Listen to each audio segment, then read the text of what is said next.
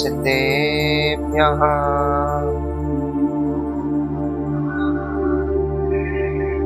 ॐ नमः सिद्धेभ्यः।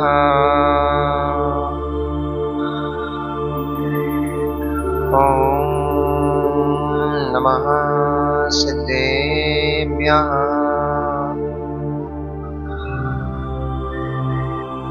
तव सिद्धेन सिद्धे संयम सिद्धे चरित्र सिद्धेया नाणुमिदं शृणुमेया सिद्धे शिरसा नमस्सामि। सिद्धं सम्पूर्णमव्यर्थं सिद्धे कारणमुत्तमम् प्रशस्त दर्शन ज्ञान चारित्र प्रतिपादनम्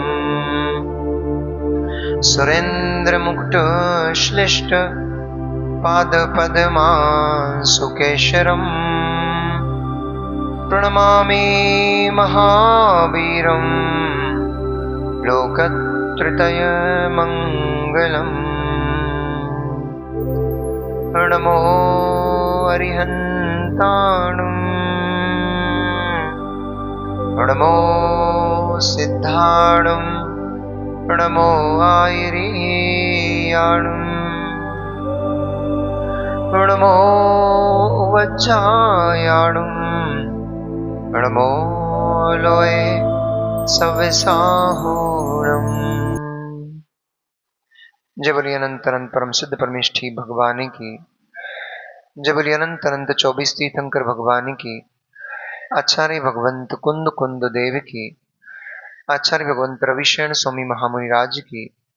परम पूजनीय चर्या श्रोमणीय अध्यात्म मुंग्य आचार्य भगवंत गुरुदेव श्री विशुद्ध सागर जी महामुनि राज की। उत्तम क्षमा धर्म की। अहिंसामयी विश्व जैन धर्म की। वितरागी प्रभु श्री रामचंद्र भगवान की। परम पूज्य मुनि श्री सागर जी महाराज की। समस्त मुनि संघ की। मनुष्यों, वर्तमान शासन नायक भगवान वर्धमान स्वामी के शासन काल में हम सभी भवजीव यहाँ विराजते हैं। परम भट्टारक महाश्रमण उन भगवान वर्धमान स्वामी के मुख कमल से निश्चित भगवती भागवादिनी मजनवाणी का हम सभी भव्य जीव करुणांजलि लगा करके यहाँ पान कर रहे हैं। यह भागवादिनी, यह भगवती मजनवाणी सभी जीवों का कल्याण करे, सभी जीवों का मोक्ष मार्ग प्रशस्त करे।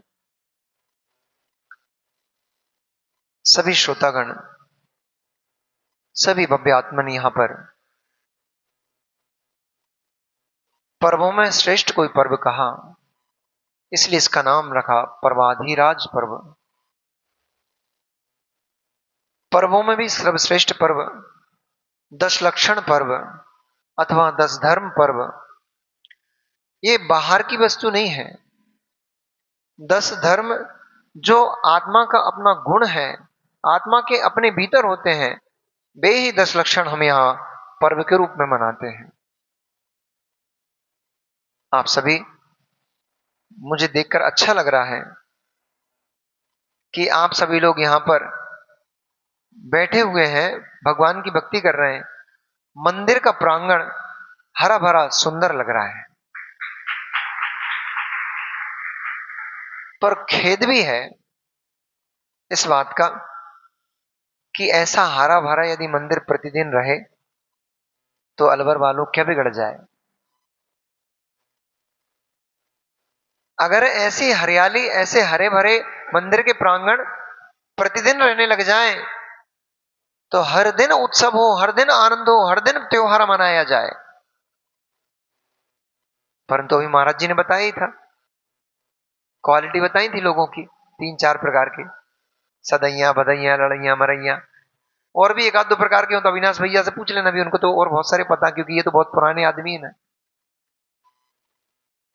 अविनाश भैया हमारे बहुत अच्छे प्रेरक भी रहे हैं, मित्र भी रहे हैं, और एक अपेक्षा से देखा जाए तो गुरु भी कह सकते हैं। जब भोपाल में हम गृहस्थ थे, तब हमें कोई भी प्रोग्राम वगैरह क्योंकि युवा मंडल वगैरह से जुड़े रहे, तो कोई भी कार्यक्रम करते थे तो सबसे पहले अभिमन्यु भैया के पास फोन घुमाते थे, भैया टाइम है क्या, विधान करना है, ये प्रोग्राम करना है।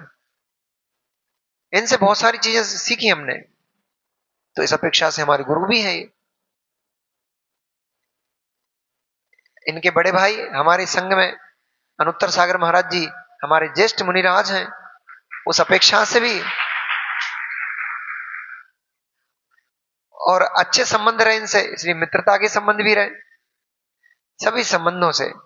तो ये बहुत अच्छे से इनको पता है, और नगर नगर में जाते हैं, मंदिर मंदिर में जाते हैं, इसलिए इनको तो और बहुत अच्छी तरीके से पता है कि कितनी प्रकार के जैन समाज होती है। हाँ, हम तो कहीं कहीं जा पाते कि कोई चातुर्मास करते हैं या वाचना करते हैं बस, लेकिन ये तो महीने में 2-4 विधान करने का इनके जाते ही हैं। तो इनको बहुत अच्छे से पता है कितने प्रकार की, कैसे प्रकार की समाज होती है और उसको हैंडल भी कैसे करना है, ये भी इनको बहुत अच्छे से आता है। इनको सब पता है कितने प्रकार की समाज है, कैसे प्रकार के धर्मात्मा जीव हैं। परंतु वास्तव में जैसे हमारी लगन इन 10 दिन के धर्मों में पर्युषण पर्व मनाने में जैसी हमारी लगन हो जाती है, ऐसी लगन यदि हमारी प्रतिदिन प्रतिक्षण होने लग जाए तो भगवान बनने में बहुत समय नहीं लगेगा। मुकेश भैया, जैसा हरा भरंगा प्रांगण आज दिख रहा है, ऐसा प्रांगण सुबह से प्रतिदिन दिखने लग जाए तो विश्वास मानना, वैसे 608 से ज्यादा जा नहीं सकते हैं मोक्ष, इतनी संख्या है, परंतु लाइन लंबी लग जाएगी।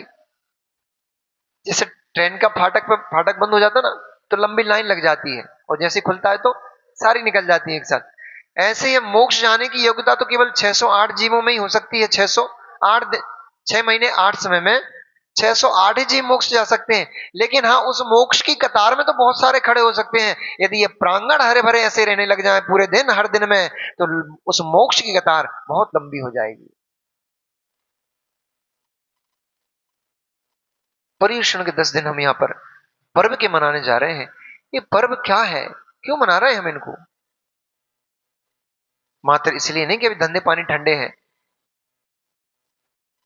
इसलिए नहीं मात्र कि इस महीने में, इस सीजन में धंधे पानी थोड़े ठंडे पड़ जाते हैं, नहीं। पर्व मनाने का सबसे बड़ा कारण यह है कि इस पर्व के समय में, इस समय में जो भादों का महीना है, इसमें पानी बहुत बरसता है। सावन भादों में बहुत अधिक पानी गिरने से जो भूमि है, ये भूमि गर्भवती मां के तुल्य हो जाती है, गर्भिणी हो जाती है। और इस समय अत्यंत सूक्ष्म सूक्ष्म असंख्यात असंख्यात जीव उत्पन्न होना शुरू हो जाते हैं। कभी पानी गिरेगा, भूमि ठंडी हो जाएगी, फिर तेज धूप निकल आएगी, भूमि गर्म हो जाएगी, तो ठंडक और गर्मी को मिलने से मिश्र योनि तैयार हो जाती है। उस मिश्र योनि में ही सर्वाधिक जीवों की उत्पत्ति होती है। आप देखो ना, इस समय कितने प्रकार के जीव उत्पन्न हो गए जो पूरे वर्ष भर कभी देखने को नहीं मिलेंगे। ऐसे ऐसे जीव, अभी एक मेंढकी, इतनी छोटी सी मेंढकी वो दत्ती कमरे में चली आ रही थी, तो मैंने बोला उसको, मैंने, भैया तू उधर जा, तेरा कार्यक्रम इसमें नहीं है, कोई का पैर वैर पड़ जाएगा, छोटी सी तो है, देख के नहीं चलते लोग। पर्व के दिनों में हमें ये सीखने को मिलता है, इसलिए इन पर्व के दिनों में संयम से जिया जाता है, नियमों से जिया जाता है, व्रत उपवास किए जाते हैं।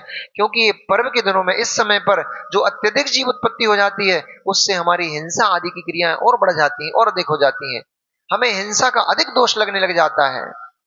इस कारण से आचार्य भगवंत ने कहा कि मित्र, जितना गमनागमन कम करोगे, जितना आहार आदि आरंभ सारंभ की क्रियाएं कम करोगे, उतना कम हिंसा होगी, उतने ही पापों से आप बच जाओगे।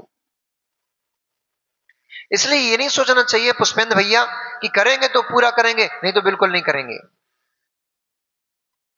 रहेंगे तो पूरी छांव में रहेंगे, घर की छांव में रहेंगे, पेड़ की छांव में नहीं बैठेंगे। ये तो मूर्खों का कथन है।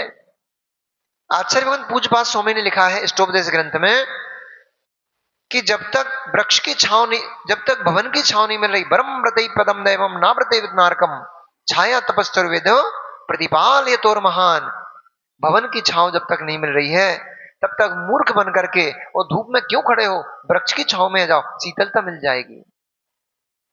ऐसे ही जब तक मोक्ष सुख की प्राप्ति नहीं हो रही है, जब तक उस साक्षात केवल ज्ञान रूपी दिवाकर को हम प्राप्त नहीं कर पा रहे हैं, तब तक इसका मतलब ये थोड़ी कि अब भैया पंचम काल में केवल ज्ञान उत्पन्न नहीं होता तो हमें धर्म ही नहीं करना, केवल ज्ञान तो होगा नहीं, भगवान तो हम बनेंगे नहीं, तो क्या करना भी इसे धर्म करके। नहीं, जब तक उस वृक्ष की केवल ज्ञान रूपी मोक्ष महल की जब तक छांव नहीं मिल रही है, तब तक हे मित्र इस व्रत संयम तप आदि रूप जो वृक्ष है इसकी छांव में आ जाओ, तुम्हारी रक्षा हो जाएगी, तुम्हें शीतलता मिल जाएगी। अच्छा ईमानदारी से बताना अशोक भैया, आज सुबह ध्यान में आनंद आया था कि नहीं आया था? आनंद आया था? कुछ हल्कापन महसूस हुआ था कि नहीं हुआ था? कि जो हम विषय वासनाओं से, परिग्रह से, राग से, द्वेष से, मोह से, क्षोभ से, इनसे भरे पड़े हैं, हम कूट कूट के, हमारे अंदर ठूस ठूस के भरा हुआ है ये। जब हम ध्यान में बैठे और हमने जब देखा कि वो सूर्य की रश्मियों से जो निकला हुआ ओंकार है, वह ओंकार ने मेरे पूरे शरीर के अंदर जितनी भी विषय वासनाएं आदि कसाय भाव आदि भरे हुए हैं उनको बाहर फेंक दिया है, उनसे मैं रहित हो चुका हूं। उस समय कितना हल्कापन महसूस हुआ था, उस समय कैसा महसूस हो रहा था कि मैं जैसे रुई हल्की हो जाती है, गद्दे में भरी हुई रुई गद्दे में भरी हुई भारी हो जाती है और उसी को बाहर निकाल करके उसको धुन दो, शुद्धिकरण कर दो उसका, वही रुई हल्की हल्की हो जाती है। तो ध्यान के माध्यम से आपने उन उन अशुभ प्रवृत्तियों को बाहर फेंक दिया था, बाहर निकाल दिया था। 1 घंटे ही सही, आधे घंटे ही सही, उस एक आधे घंटे के ध्यान की प्रक्रिया में इतना हल्कापन महसूस हुआ था, ऐसा लग रहा था जैसे स्फटिक मणि स्वच्छ होती है, ऐसे मेरी आत्मा भी परम पवित्र हो चुकी है, सारी बुराइयां मेरे अंदर से निकलकर बाहर हो चुकी हैं। अब मैं एक शुद्ध व्यक्ति, शुद्ध जीव के रूप में यहां पर विराजमान हूं। यही तो कारण है, ध्यान की अग्नि बड़ी प्रचंड अग्नि होती है। इस ध्यान की अग्नि में जीव संसार में जलकर भस्मीभूत भी हो जाता है, और इस संसार की, इस ध्यान की अग्नि में कर्मों को भस्मीभूत करके यह जीव भगवान भी बन जाता है। स्त्री का ध्यान करता है जीव, विषय वासनाओं में पड़ करके स्त्री का ध्यान करता है, रमणियों का ध्यान करता है। उन रमणियों के ध्यान से, अशुभ कर्म के बंध से यह जीव पतन को प्राप्त हो नरकों में पड़ जाता है, और वहीं अपनी शुद्ध आत्मा का अनुभवन करता है, ध्यान करता है यह जीव, तो कर्मों का क्षय करके सिद्ध शिला में जाकर भगवान बन के बैठ जाता है। ये शिविर, पूजन पाठ के आयोजन, यही माध्यम है पंचम काल में हमारे पास। अशोक जी, मां साहब, अब और पंचम काल में हमारे पास कौन सा साधन है? साक्षात केवली भगवान तो यहां दिख नहीं रहे हैं, साक्षात सिद्ध होते कोई यहां पर दिख नहीं रहा है, साक्षात समोषण भगवान के सज नहीं रहे हैं, कोई रिद्धिधारी मुनिराज आवागमन दिख नहीं रहा है, कुछ तो नहीं दिख रहा है। अब पंचम काल में कुछ दिख रहा है तो ये जिनेंद्र भगवान की प्रतिमा ही है, और 3 परमेष्ठी आचार्य उपाध्याय साधु, ये परमेष्ठी अब हमारे सहारे हैं। इनका हाथ पकड़ लो, इनके चरण पकड़ लो तो कल्याण हो जाएगा। इनको भी छोड़ के बैठ गए तो भव सावर से कोई भी नहीं बचा पाएगा। इसलिए धम्मम शरणम पवज्जामि, कब कब? दिने दिने। दर्शन पाठ में पढ़ते हो, दिने दिने। कब करना है भगवान की शरण को प्राप्त? महीने में 1 बार, साल में 2-3 बार, कि भादों भादों में? दिने दिने। कब करना है? दिने दिने। दिन दिन में, हर क्षण, हर समय प्रभु आपका स्मरण, आपका ध्यान बना रहे। मुझे जीवन में और कोई नहीं चाहिए, और कुछ भी नहीं चाहिए। ऐसा है कि नहीं? कि कह रहे महाराज जल्दी छोड़ो, दुकानदारी करने जाना है अभी भैया लेंगे 1 घंटा, विधान कराएंगे, फिर पेट पूजा होगी, तब कहीं दुकान जा पाएंगे। महाराज जल्दी प्रवचन बंद करो, तो भैया विधान जल्दी छोड़ देंगे, हम जल्दी भोजन पानी करके नोट पानी कमाने दुकान जाएंगे। अरे मित्र, पर्व के दिनों में आरंभ परिग्रह का त्याग कर देना चाहिए। आचार्य समंत्रबद्ध स्वामी रत्न कंडक श्रावकाचार्य जी ग्रंथ में लिखा हुआ है कि पर्व के दिनों में कैसे जीवन जीना चाहिए। पर्व के दिनों में सारी अशुभ क्रियाओं से निवृत्त हो जाना चाहिए, उनको बंद कर देना चाहिए। धन संपत्ति आदि का अर्जन करना बंद कर देना चाहिए। दुकानदारी का काम, गृहस्थों के काम, कपड़े धोना, बर्तन मांजना, सब बंद कर दो। सब बंद करके मात्र एक काम करो, क्या? भगवान जिनेंद्र की अर्चना। महाराज जिएंगे कैसे? जिएंगे कैसे? तो अल्प भोजन बनाना चाहिए, अल्प खाना खाना चाहिए, अल्प भोजन से ही अपना दैनिक कार्य निपटाना चाहिए। वो भी इसलिए नहीं खाना चाहिए कि शरीर मस्त हो जाए। नहीं तो हमारे पुष्पन भाई सोचे इतनी मेहनत कर करके, इतनी एक्सरसाइज करके मैंने डोले शोले बनाए हैं, महाराज तुम उपास करवा दो, ये डोले शोले कम हो जाएंगे मेरे। तो कह रहे अब तो पर्व के दिनों में तो काजू किशमिश ज्यादा खाना पड़ते हैं। नहीं मित्र, ये खाने के पर नहीं है। धर्म को लोगों ने धर्म के मर्म को नहीं समझ पाने के कारण लोगों ने नाना प्रकार के धर्मों की स्थापना कर डाली। पर्व को नहीं समझ पाने के कारण अनेक अनेक क्रियाओं में पर्व मनना प्रारंभ कर दिया। कोई लोग ऐसे भी लोग हैं, आज पर्व है तो नया कपड़े खरीद के लाएंगे, नई ड्रेस खरीद के लाएंगे, यही पर्व मनाना है उनका। आज पर्व है भैया, पर्व के दिन है, अच्छे बढ़िया गुजिया मिठाई बनाओ, खीर बनाओ। और वो आपके यहां ज्यादा क्या चलता है? वो बोला पुआ, पुआ क्या बोलते हो, मालपुआ। हाँ, तो पर्व का दिन है भैया, मालपुआ बनन दो। पर्व का दिन है, दाल बाटी चूरमा बनन दो। पर्व के दिन खाने के लिए नहीं आते हैं, पर्व के दिन त्याग के लिए आते हैं। खाते खाते तो पूरा जीवन, और जीवन क्या, नाना पर्याय खाते खाते निकल चुकी हैं। कितना खाओगे? और खा भी लोगे तो बचा पाओगे क्या? कितना खाओगे और खा भी लोगे तो उसको बचा पाओगे क्या? वो तो नियम से मल बन जाएगा और निकल ही जाएगा, उसको तुम बचा भी नहीं पाओगे, रोक भी नहीं पाओगे। ज्यादा देर रोकने की प्रयास करोगे तो पेट दर्द करने लगता है, इसलिए रोक भी नहीं पाओगे। इसलिए खाने के पीछे मत भागो। खाने से पर्व नहीं मनाए जाते, पर्व संयम से मनाए जाते हैं। धन्य हैं आप लोग, जितने भी शिवरार्थी यहां पर बैठे हुए हैं शिविर में, इनका सम्मान आप कम से कम तालियों की गर्जना से कर सकते हैं। जहां व्यक्ति को घर में 50 समस्याएं नजर आ रही हैं, दुकान नजर आ रही है, पत्नी नजर आ रही है, बच्चे नजर आ रहे हैं, स्कूल, ना जाने कितने कितने कितने प्रकार के समस्याएं खड़ी हुई हैं, वहां पर आप अपने प्रतिष्ठानों को बंद करके, अपनी सारी समस्याओं को एक साइड उठाकर फेंक करके शिविर में बैठ करके उस धर्म का आनंद लेना चाह रहे हो जिस धर्म को प्राप्त करने से भगवत्ता की प्राप्ति होती है। ये व्यवहार धर्म मनाओगे तभी निश्चय धर्म तक पहुंच पाओगे। व्यवहार धर्म कोई नहीं पालोगे तो निश्चय धर्म तक कैसे पहुंच पाओगे? आप तो बड़े पुण्यात्मा जीव हो भैया, धर्मात्मा जीव हो, धन्यवाद, धन्य धन्य भाग जीव हो कि आपको ये पता है धर्म क्या होता है। लोगों ने तो दाढ़ी बढ़ाने में धर्म मान लिया। पजामा ऊंचा करके पहन लो, दाढ़ी बढ़ा लो, ये धर्म है। किसी ने दाढ़ी बढ़ा लो, मूछे कटा लो, ये धर्म है।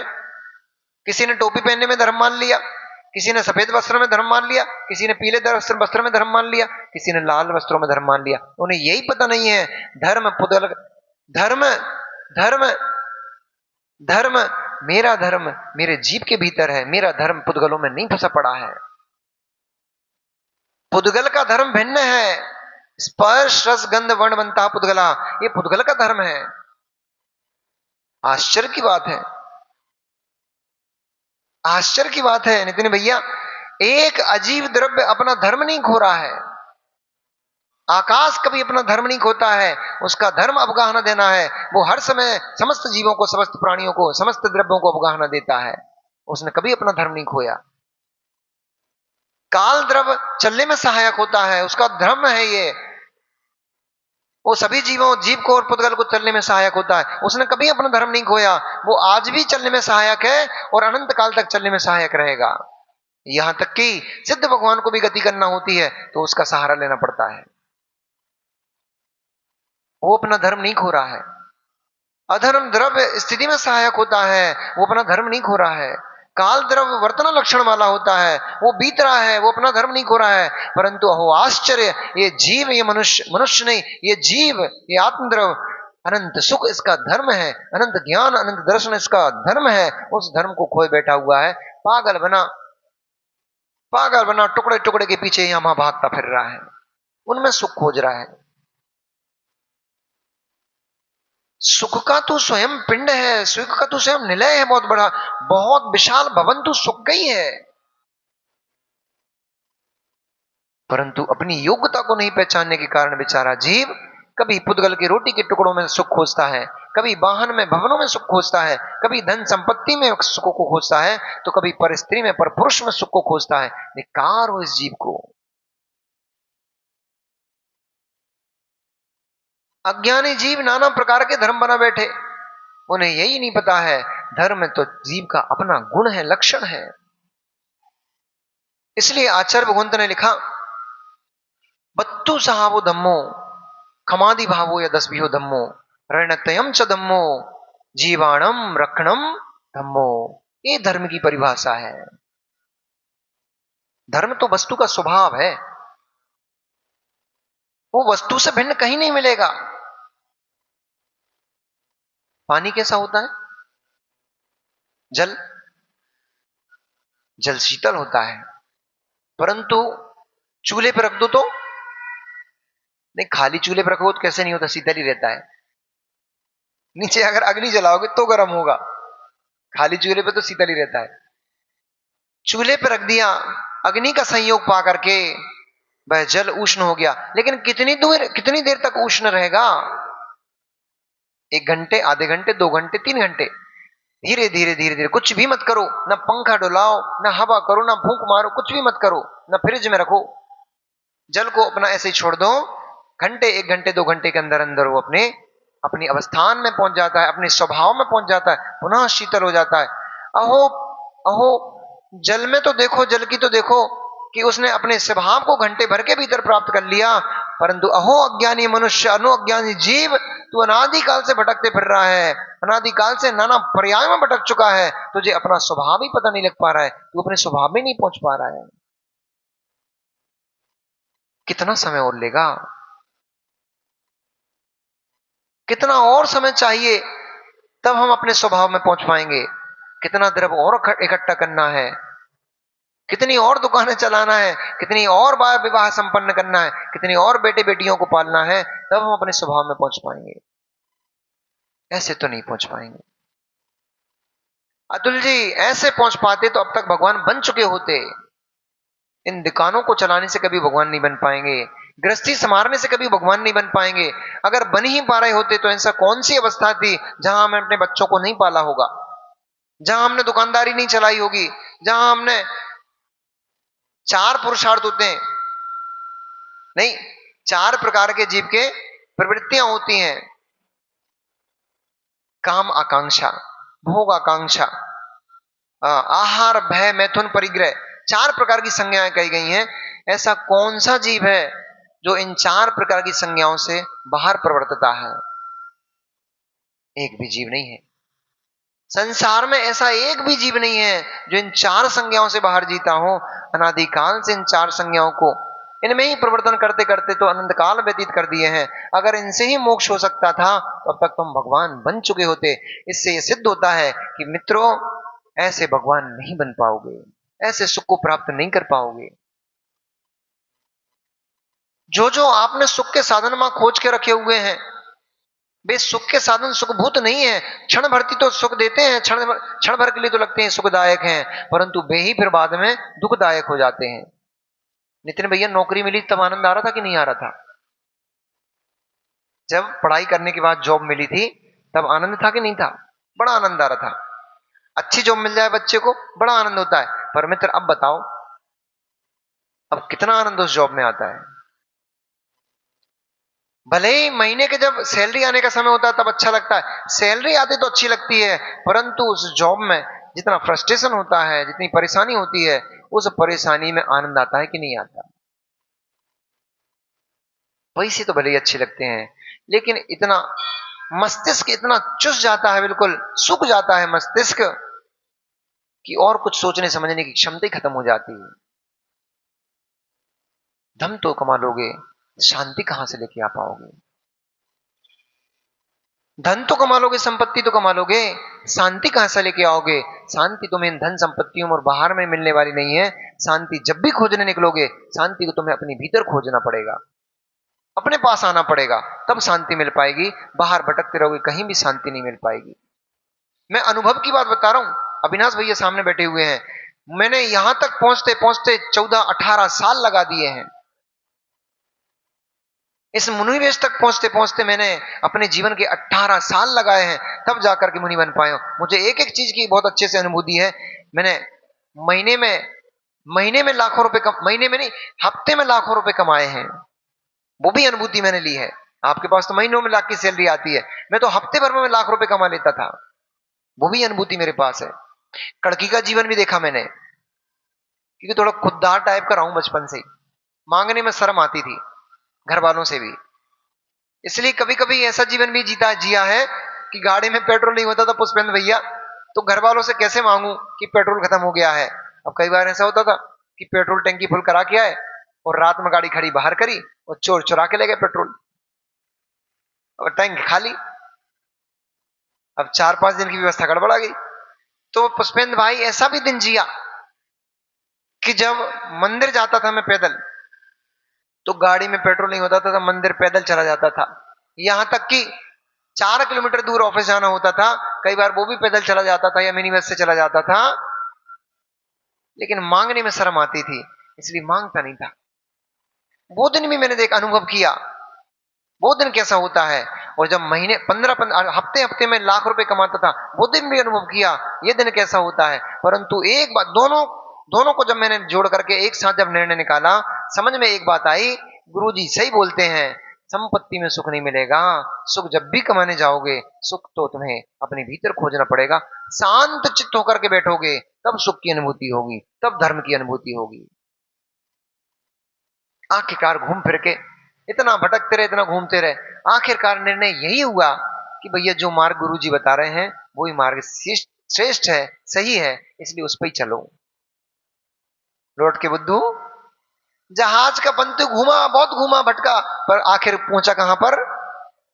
जहाज पे ही पहुंचा, वहीं पार लग पाया। और हमारे ये अविनाश भैया तो परिचित होंगे, श्रमण सागर महाराज जी, जो पहले हमारे यहाँ वो मनीष भैया थे, फिर उन्होंने आचार्य विद्यासागर जी महाराज जी से दीक्षा ली, वहां पर वो श्रमण सागर जी महाराज कहलाए। उन्होंने एक भजन लिखा है, अब वो भजन तो मुझे याद नहीं है, पर उसका सार इतना लिखा है कि जब से नंगे हो गए हैं तब से चंगे हो गए हैं, जब से परिग्रह छोड़ दिया है, जब से वस्त्र उतार दिए हैं, तब से सारे विकल्प शून्य हो गए हैं। अभी मित्र आप अनुभव करना, इन 10 दिनों में जो शिवरार्थी हैं, बैठ करके अनुभव करना कि इन 10 दिनों में हमारा परिग्रह कितना कम हो गया है, हमारी टेंशन कितनी खत्म हो गई। अभी तो नजर नहीं आएगा, आज नहीं आएगा समझ में, कल से आएगा अनुभूति। अभी तो छोड़ ही छोड़ा ना, अभी सुबह ही छोड़ के आए हो, आके पूजन में बैठ गए। अभी अब तुम्हें कल से अनुभूत होगा कि मैं कितना हल्का हो चुका हूं, मुझे दुकान की टेंशन खत्म, घर में क्या हो रहा है टेंशन खत्म, हमने त्याग कर दिया है, पत्नी कहां आ रही है, कहां जा रही है, कैसे जी रही है, हमारा टेंशन खत्म। सबसे बड़ी टेंशन तो यही है। जैसे ही पूजन में मन लगने वाला था, तुरंत वहां से फोन बजा, सुनो सब्जी खत्म हो गई, सब्जी ले आना। लो भैया हो गई पूजन। अब मंदिर में भगवान के सामने खड़े हो और दिमाग में क्या चल रहा है, वो सब्जी वाले की दुकान दिखाई दे रही है, इधर घुमा रहा है अर्घ, उधर तुल रही सब्जी, हाथ से अर्घ घूम रहा है, दिमाग में सब्जी तुल रही है। ऐसे ही तो पूजन करते आए हैं, ऐसे ही तो धर्म करते आए हैं, इसलिए तो संसार पंख में पड़े यहीं भटकते फिर रहे हैं। अब अनुभूतियां लो, अब का पर्व मात्र क्रिया रूप में नहीं मनाना है, भाव विशुद्ध रूप में इस पर्व को मनाओगे तो समझ में आएगा कि वास्तव में आनंद की कणिका क्या होती है। धर्म को प्राप्त करना है तो सबसे पहले क्षमा धारण करना पड़ेगी। धर्म को प्राप्त करना है तो सबसे पहला लक्षण है क्षमा। क्षमा क्या होती है? तो आचार्य कुंद स्वामी ने यहां पर लिखा है, कोहपत्ति निमित्तम बहिरंगम यदि हवेद सखादम न कुणदि किंचवी कोहम तस्य क्षमा होदी धम्मोत्ती।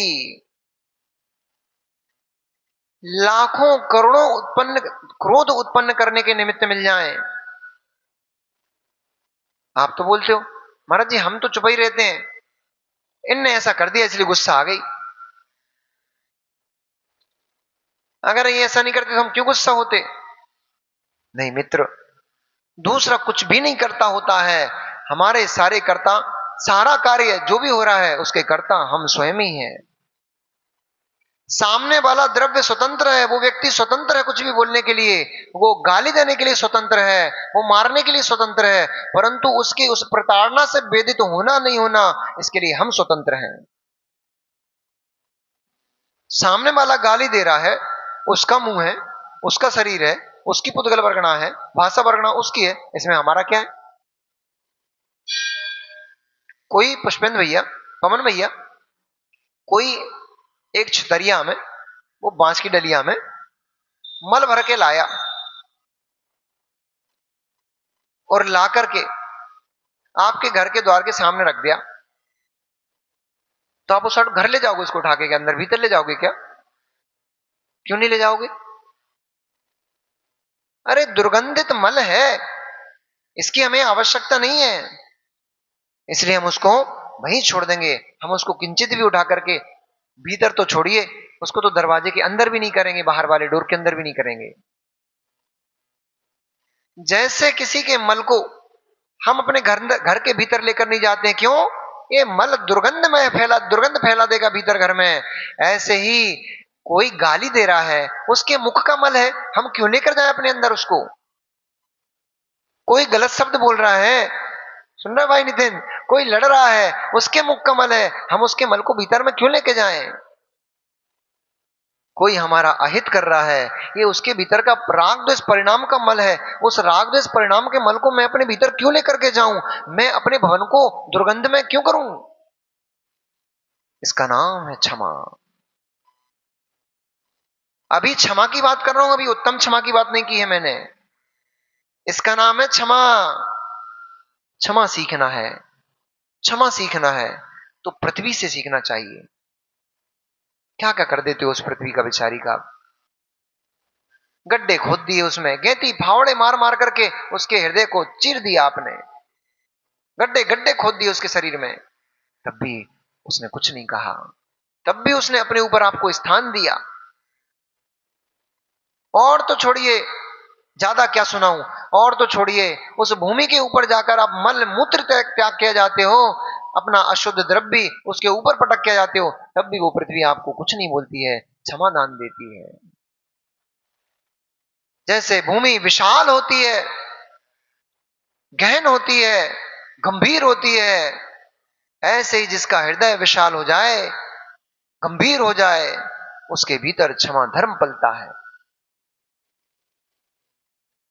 उपसर्ग करने वाले पर भी जो उसका प्रतिकार नहीं करते हैं, उससे बदले का भाव नहीं रख करते हैं, ये होती है क्षमा। और उत्तम क्षमा क्या होती है? शरीर के टुकड़े टुकड़े भी कर दिए जाएं, तब भी वे मुनिराज अपने मन में किंचित भी खेद भाव को उत्पन्न नहीं करते हैं। ऐसे निर्गंत तपोधन दिगंबर मुनिराज वे ही उत्तम क्षमा धर्म के धारी होते हैं। मिलो गज कुमार मुनिराज से, क्या होती उत्तम क्षमा? मिलिए गज कुमार मुनिराज से, उनके शरीर में सिगड़ी जलाकर लगा करके आग लगा दी, सर जल रहा है, जैसे ईंधन झुलसता है ऐसे सर पूरा शरीर झुलस रहा है, परंतु वे मुनिराज अपने आत्म ध्यान में लगे हुए हैं। उन्हें शरीर से ऐसे प्रयोजन नहीं है जैसे कोई सूखे लक्कड़ को छोड़ करके भाग जाता है, छोड़ देता है, सूखे तिनकों को जैसे छोड़ देता है, ऐसे वे शरीर से निर्ममत्व भाव को प्राप्त हो गए हैं। पूरा शरीर ईंधन की तरह झुलस रहा है, परंतु वे अपनी आत्मा को निहार रहे हैं। जले नहीं अग्नि में और भीगे नहीं कभी पानी में, मरे न मरी का मारा यह आत्मा हमारा। जिसे जला रहे हो मित्र, वो पुद्गल है, वो तो जलने ही वाला है, एक दिन झुलसता ही है। जिसमें कीले ठोक रहे हो मित्र, वो तो पुद्गल है, सड़न गुलन स्वभाव ही है इसका, नष्ट होना, टूटना, फिटना, मिटना, ये इसका स्वभाव है। इसलिए तू गलत कुछ भी नहीं कर रहा है, जो कर रहा है सही कर रहा है। परंतु हे मित्र, तू जिसे जलाना चाह रहा है उस तक तू 3 काल में पहुंच ही नहीं सकता है। तू जिसमें कीले ठोकना चाह रहा है उस तक तू कभी पहुंच ही नहीं सकता है, क्योंकि वो तो मैं आत्म द्रव्य हूं और वो मैं मात्र मुझे ही अनुभूत होता है, दूसरे को किसी को अनुभूत नहीं होता है। इसका नाम है उत्तम क्षमा। इसलिए आचार्य भगवंत को लिखना पड़ा उत्तम क्षमा रणत्रधारी। रत्नत्रधारियों के पास ही उत्तम क्षमा पाई जाती है। क्षमा तो आप दे सकते हो, क्षमा तो हमारी रिंकू भैया भी कर देते हैं। रिंकू भैया क्षमा करते हो कि नहीं करते? क्षमा तो हमारे ये अनिल भैया रिंकू भैया भी कर देते हैं। इनके यहाँ कपड़े की दुकान है ना, वो ग्राहक आता है, कपड़े निकलवाता है, नहीं ये पसंद नहीं आ रहा, दूसरा नया दिखाओ, फिर दूसरा बंडल खुलेगा, फिर दूसरा बंडल पूरा फैल गया, इसमें से तो एक भी अच्छी चीज नहीं आ रही, कुछ नया दिखाओ ना। हाँ ठीक, जो और अच्छा दिखाता हूं, इससे अच्छा दिखाता हूं, तीसरा बंडल निकाला, वो फैला दिया, पूरी दुकान फैल रही है, परंतु उसको पसंद ही नहीं आ रहा। उसने कहा इसमें से तो लेटेस्ट डिजाइन का एक भी नहीं है, कुछ नया आए तब बताना। उठ के गेट के बाहर गाली देते उसको, पकड़ के थपड़े आते उसको। क्यों नहीं करते? अभी उम्मीद की एक किरण बाकी है, हो सकता है आजू बाजू दुकान पे जाएगा। ये फॉल वाले भी तो बैठे हैं, सुशील जी फॉल वाले, इनके यहां तो डेली यही होता है। फैला दिया उसने पूरा, तब भी शांति पकड़े बैठा हुआ। क्यों भैया? हो सकता है घूम घाम के पसंद कोई चीज नहीं आए, फिर वापस आएगा, यहीं से चीज लेके जाएगा। आज नहीं आएगा, हो सकता है कल परसों नरसों आएगा, तब ले जाएगा, गाली दे दूंगा, लड़ दूंगा, फिर कभी नहीं आएगा। इसका नाम क्षमा नहीं है, ये तो लोभ प्रवृत्ति है आपकी। ये लोभ के कारण से आपने उसको कुछ भी नहीं कहा है। क्षमा क्या है? क्षमा क्या है? भोजन करने बैठे, भोजन करने बैठे, बाजू वाले ने आपकी थाली पूरी छीन ली, आपको बड़ी जोर से भूख लग रही थी, और जो जो मनपसंद वस्तु थी वो आज ही आई थी। उस भोजन की थाली पर उसकी तरफ आपकी तिरछी नजर ना जाए, इसका नाम क्षमा है। आपका काम बनने ही वाला था और किसी ने आकर के वो बीच में टांग अड़ा दी। काम हमारा बिल्कुल बनने ही वाला था, करोड़ों रुपए का फायदा होने वाला था, और किसी ने आकर के बीच में टांग अड़ा दी, हमारा बनता बनता काम बिगड़ गया। तब भी मित्र ये ना सोचो कि ये दुष्ट ना आता तो मेरा काम बन जाता, इसने आकर पूरा काम खराब कर दिया, बल्कि वहां ये सोचो मेरा ही अलाभ कर्म का उदय बैठा हुआ है जिसने मुझे ये लाभ नहीं होने दिया। इसका नाम क्षमा है। भैया माताओं, जरा जरा सी बात पर, एक कटोरी एक चम्मच पर सास बहुएं लड़ने लग जाती हैं आपस में। देवरानी जेठानी एक कटोरी एक चम्मच पर बंटवारे हो जाते हैं, घर के टुकड़े हो जाते हैं। अरे अम्मा हरो, ना चम्मच शाश्वत है ना घर शाश्वत है, परंतु परंतु तुम्हारी आत्म द्रव्य शाश्वत है। उसको इतना मटमेला मत करो, उसके भीतर इतनी कालिमाएं मत भरो, इतनी कलुषता मत भरो कि आपका आत्मा पतित हो जाए। इसलिए वैसे तो क्षमा के ऊपर बोलने के लिए इतना है कि 10 दिन पर्यूषण के पूरे निकल जाएंगे तो भी क्षमा धर्म पर बोलना पूरा नहीं हो पाएगा। क्यों? क्योंकि सर्वश्रेष्ठ और सर्वोत्तम धर्म क्षमा ही है, इसलिए सबसे पहले क्षमा को रखा है। बिना क्षमा के ना आपका प्रतिक्रमण हो पाएगा, बिना क्षमा के ना आपका प्रायश्चित हो पाएगा, बिना क्षमा के ना आपकी सामायिक हो पाएगी, बिना क्षमा के ना आपकी भक्ति हो पाएगी, बिना क्षमा के आपका कोई भी धर्म पालन नहीं हो पाएगा। एक अक्षमा भाव आपके सारे गुणों को निगल जाता है। एक अक्षमा भाव आपके पूरे जो भी भक्ति आदि है, जो भी आपकी पुण्य की क्रियाएं, उन सबको ऊपर पानी फेर देता है। अशोक भैया, कितने ही सुंदर भक्ति करते हो, कितने ही लोगों के लिए, समाज के लिए आप अच्छा काम करते हो, परंतु मंदिर में आए और बड़बड़ाने लग गए। आदमी कहेगा आदमी तो अच्छा है लेकिन मुंह का खराब है। आदमी तो बहुत अच्छा है, सबके लिए करता है, परंतु एक कमी बहुत खराब है, हर किसी ऊपर बरस पड़ता है। आपकी एक छोटी सी कमी ने आपकी सारी अच्छाइयों के ऊपर पानी फेर दिया। आपके वर्षों वर्षों की मेहनत, जो इज्जत, जो सम्मान मान आपने वर्षों वर्षों में अच्छे कार्य करके कमाया था, एक क्रोध कषाय ने उस पूरे के पूरे कमाई के ऊपर पानी फेर दिया। इसलिए साधु पुरुष तो यही प्रयास प्रयास चारों हर समय करते रहते हैं कि हजारों कषायों के निमित्त उत्पन्न हो जाएं, परंतु मेरे भीतर क्रोध कषाय उत्पन्न ना हो, मेरे अंदर क्षमा भाव ही पलता रहे। ये साधु पुरुष हर समय प्रयास करते हैं। श्रावकों को भी इस बात का पुरुषार्थ करना चाहिए, क्योंकि एक छोटी सी कसाई की चिंगारी पूरे भवन को नाश कर देती है। हरे भरे खेलते परिवार, 4 भाई एक साथ रहते थे, एक साथ खाते थे पीते थे, एक कसाई की चिंगारी ने पूरे घर को 4 भागों में बांट के रख दिया। इसलिए माताओं, आपके ऊपर बड़ी जिम्मेदारी है, क्योंकि आप तो सबसे घर के संचालन में मुखिया आप ही लोग होते हो। और छोटी सी कसाई आ जाती है, छोटी सी कसाई के पीछे आप उनको अपना शत्रु देखने लग जाते हो, और शत्रु देखते ही घर का सत्यानाश हो जाता है। इसलिए क्षमा मात्र पूजन से नहीं होगी। क्षमा हमारे भीतर उतर जाए तो हमें भी भगवान बनने में समय नहीं लगेगा। इसलिए आज पर्व का प्रथम दिन है। इस पर्वाधिराज के प्रथम दिवस में हम यही पुरुषार्थ करेंगे, यही संकल्प करेंगे। चावल चढ़ा करके तो हम पूजन करेंगे, ये बहिरंग का कार्य हो गया। अंतरंग में अपनी पूजन, इस अपने स्वयं की पूजन करेंगे, अपने स्वयं को श्रेष्ठ बनाने का पुरुषार्थ करेंगे, प्रयास करेंगे, और यही नियम धारण करेंगे कि हम अब से कषाय भाव का त्याग करेंगे, हम क्रोध भाव का त्याग करेंगे। सैकड़ों निमित्त भी मिल जाएंगे तो उन निमित्तों से हम जूझ करके भी, जैसे भी बनेगा, हम अपने आप को शांत रखने का प्रयास करेंगे, पुरुषार्थ करेंगे। तभी हमारा उत्तम क्षमा धर्म मनाना सार्थक होगा, या पर्युषण पर मनाना सार्थक होगा। अन्यथा ऐसी जैसी परिणति अनादिकाल से चली आ रही है, अनंत काल तक चलती रहेगी, फिर आपका मंदिर आना सार्थक नहीं हो पाएगा। मंदिर आना सार्थक सभी का हो, सभी के भीतर में उस क्षमा धर्म का प्रवेश हो, और उत्कृष्ट क्षमा मूर्ति बनते हुए केवल ज्ञान की भगवत्ता की प्राप्ति करें। इन्हीं भावों के साथ भगवान महावीर स्वामी की